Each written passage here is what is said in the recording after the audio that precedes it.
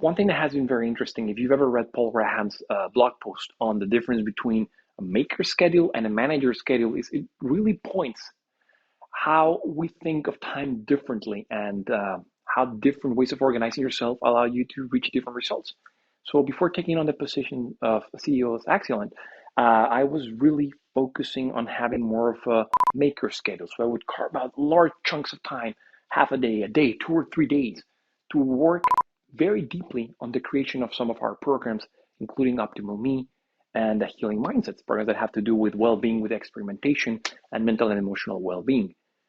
Now that I'm taking the position as a CEO, my time management changes because now there's a lot of things that I need to tend to that make it more difficult to block as much free time as I want.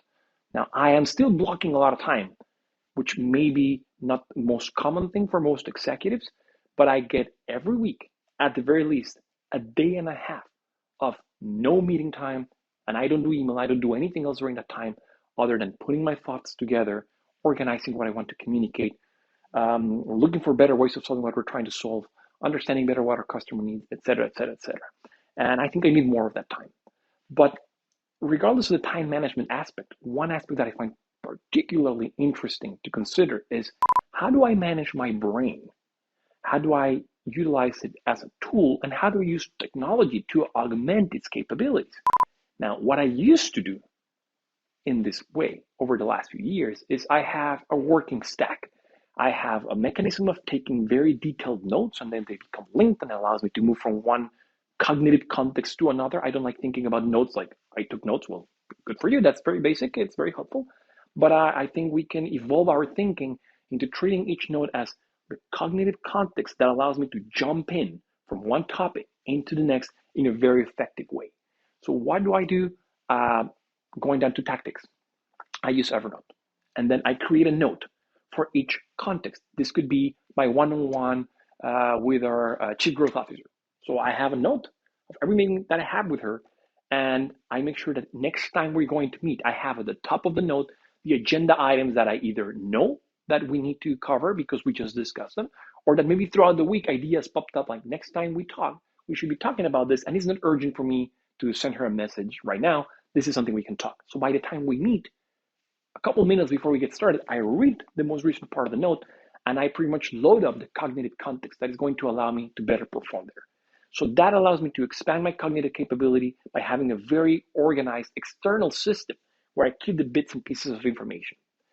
Other thing that I do is if during the week I get an email, a Teams message or link or something that I need to keep and that I know I may need to be going back to, that's going to cost me some time. And usually if I visit my inbox to look for something, I'll find something else that's waiting for me there and it's going to distract me. So the moment I find something, I'll either screenshot it or get the link, put it in the same note, the same cognitive context container in Evernote, and it's ready there for me. So whenever I meet with the team, I have not only the notes, but the links, the screenshots, and everything that I need to know for the meeting or for the conversation. Keeping everything in one place makes it a lot easier. So that's one of the techniques that I have been utilizing for a lot of time. Now, let's talk about the third thing, because we first talked about my time management, the maker versus the manager. The second aspect was how do we manage the cognitive context? But the third aspect is how do these change as you're becoming a leader, as you're taking on a leadership position?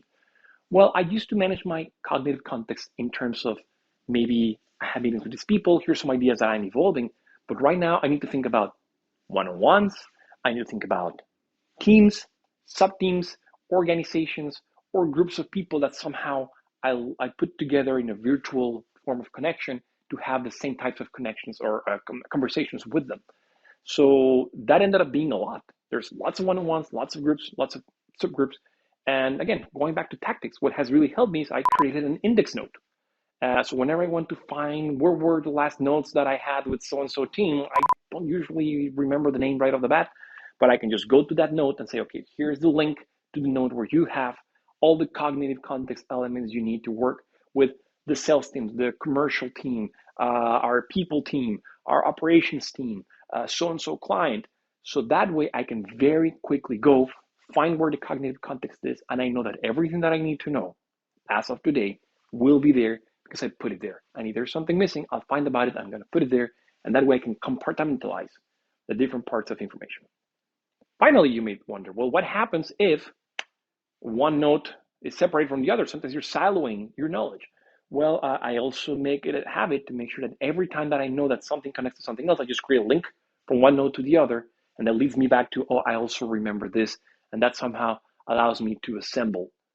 And this is what has been key in my own shift from having passed so much time in the maker schedule into more involvement in the manager schedule, so that I can jump in the back-to-back meeting, getting ready, having my brain ready to go for the next high intensity interval of the next meeting. I hope you find this helpful. And remember, the whole point is keep your cognitive containers, make it simple for you to access whatever works for you. This can be paper, this can be your favorite note-taking system. I talked about Evernote, but there's many other things that from a very tactical level you can utilize. There's also Notion, which could also be a nice way for you to try it. I always go digital. Some love analog and some love hybrid. Whatever works for you, keep your brain in order, and that'll probably be the best thing we can do to be in service of our mission. Thank you and have a great rest of your day.